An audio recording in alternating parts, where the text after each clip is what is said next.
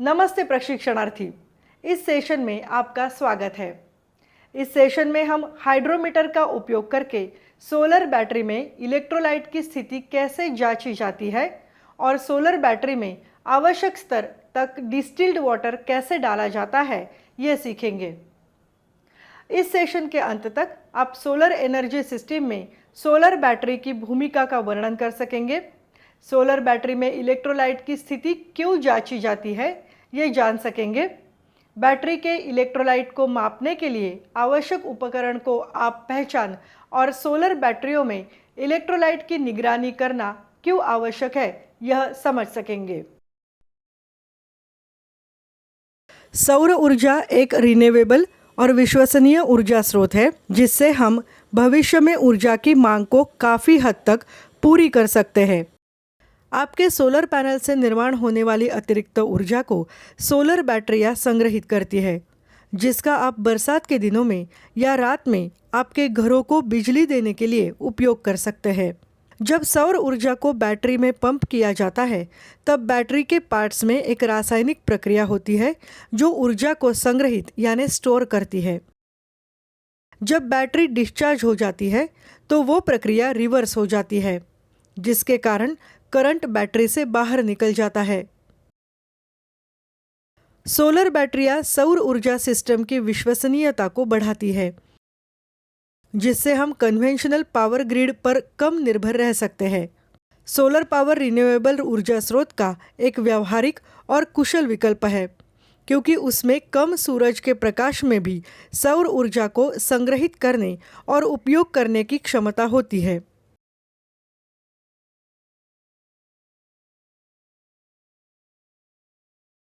Battery के प्रकार या सामग्री, बैटरी लाइफ, डिस्चार्ज की गहराई और एफिशिएंसी जैसे कई फैक्टर्स सोलर बैटरी के प्रदर्शन को प्रभावित करते हैं।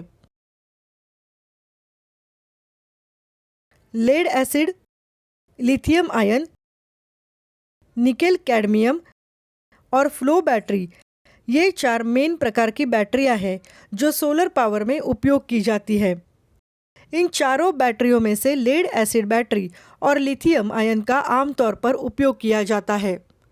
ऑटोमोटिव और इंडस्ट्रियल एप्लीकेशन में लेड एसिड बैटरियों का उपयोग किया जाता है। उनमें एनर्जी डेंसिटी कम होती है, लेकिन वे किफ़ायती और विश्वसनीय होते हैं, जबकि लिथियम आयन बैटरियों में एनर्जी डेंसिटी ज़्यादा होती है। उसके साथ यह छोटा, हल्का और अधिक कुशल विकल्प माना जाता है। उसके कारण उपयोगकर्ता बैटरी में अधिक ऊर्जा संग्रहित कर सकते हैं। लंबे समय तक चलने के लिए सोलर बैटरियों को नियमित और सावधानीपूर्वक रखरखाव की आवश्यकता होती है। अगर बैटरी को उच्च स्थिति में चार्ज पर रखा जाए, अधिक डिस्चार्ज न किया जाए या अत्यधिक तापमान यानी 35 सेल्सियस से ज़्यादा पर ऑपरेट न किया जाए, तो हम बैटरी की आयु बढ़ा सकते हैं। बैटरी को उचित रूप से चार्ज रखना यह बैटरी की आयु बढ़ाने की कुंजी है। बहुत कम चार्ज होने से बैटरी में कम विद्युत ऊर्जा संग्रहित होती है। जितने ज़्यादा समय तक बैटरी की चार्जिंग कम रहेगी, उतनी ही प्लेटों पर सल्फेशन की निर्माण होने की संभावना ज़्यादा होगी। इसके परिणामस्वरूप बैटरी की लाइफ कम हो जाती है। यहाँ एक हाइड्रोमीटर दिखाया गया है, जिसका उपयोग किसी तरल पदार्थ की डेंसिटी निर्धारित करने के लिए किया जाता है। आमतौर पर इसमें एक लंबे पतले स्टेम वाला ग्लास फ्लोट होता है। ग्लास फ्लोट एक बड़ा होलो बल्ब है जो बॉयंसी को बढ़ाता है, जिसके कारण हाइड्रोमीटर तैरता है। संकुचित स्टेम हाइड्रोमीटर की संवेदनशीलता को बढ़ाता है। हाइड्रोमीटर के निचले हिस्से पर लेड शॉट लगाया जाता है, जिससे वो भारी होता है और लंबवत दिशा में तैरता है। बैटरी इलेक्ट्रोलाइट यानी बैटरी एसिड के सल्फ्यूरिक एसिड यानी कि स्पेसिफिक ग्रेविटी की कॉन्सेंट्रेशन को मापने के लिए हाइड्रोमीटर का उपयोग किया जाता है। आप आसानी से और सटीक रूप से बिना सीलबंद बैटरी की चार्ज स्थिति को निर्धारित कर सकते हैं। यह सघन द्रव में कम और हल्के द्रव में अधिक डूबता है। हाइड्रोमीटर के स्टेम के शीर्ष पर सबसे कम डेंसिटी अंकित होती है और सबसे ज़्यादा डेंसिटी ग्रेजुएटेड स्टेम के निचले हिस्से में अंकित की जाती है। कृपया इलेक्ट्रोलाइट के लेवल की जांच करने और यह सुनिश्चित करने पर ध्यान दें कि यह सभी सेल्स में प्लेटों से ऊपर है। यदि यह प्लेटों के नीचे है तो जब तक पानी नहीं डाला जाता और बैटरी में पानी और शेष एसिड को मिक्स करने के लिए बैटरी को चार्ज नहीं किया जाता, तब तक परीक्षण नहीं किया जा सकता। यह सुनिश्चित करना महत्वपूर्ण है कि प्लेटें हवा के संपर्क में न रहे और उन्हें सूखने दे और ऑक्सीडाइज होने दे। सोलर बैटरी में इलेक्ट्रोलाइट की जांच करने की और डिस्टिल्ड वाटर डालने की प्रक्रिया इस प्रकार है। Hand gloves, hydrometer, distilled water और लेड एसिड बैटरी, यह सभी टूल और उपकरण आपके पास हैं, यह सुनिश्चित करें।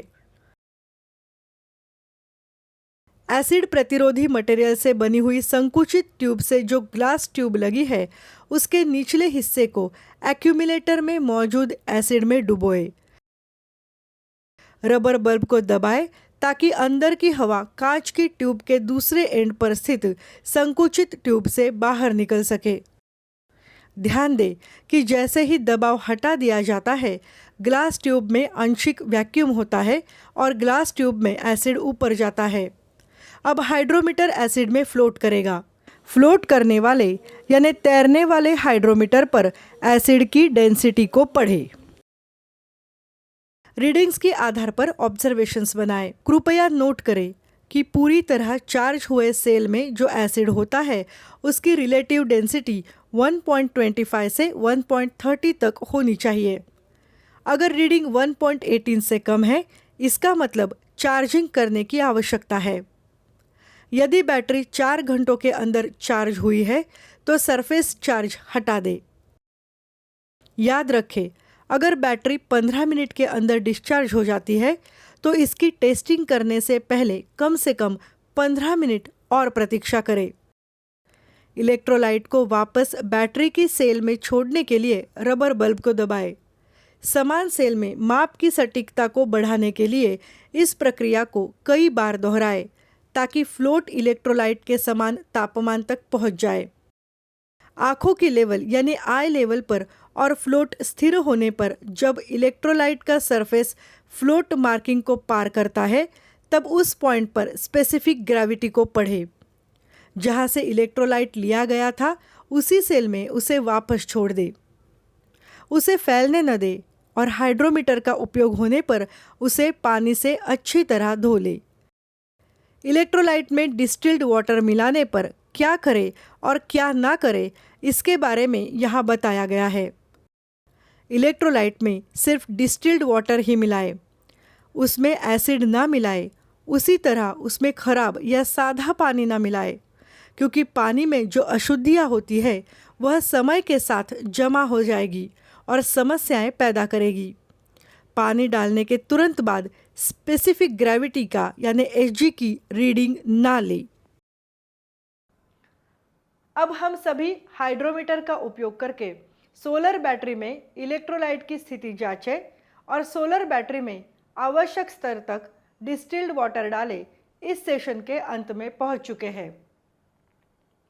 अब तक आप सोलर एनर्जी सिस्टम में सोलर बैटरी की भूमिका का वर्णन करने, सोलर बैटरी में इलेक्ट्रोलाइट की स्थिति की जांच करने की आवश्यकता को समझाने और बैटरी के इलेक्ट्रोलाइट को मापने के लिए आवश्यक उपकरण की पहचान करने और सोलर बैटरियों में इलेक्ट्रोलाइट की निगरानी करना क्यों आवश्यक है, ये समझने में सक्षम हो गए होंगे।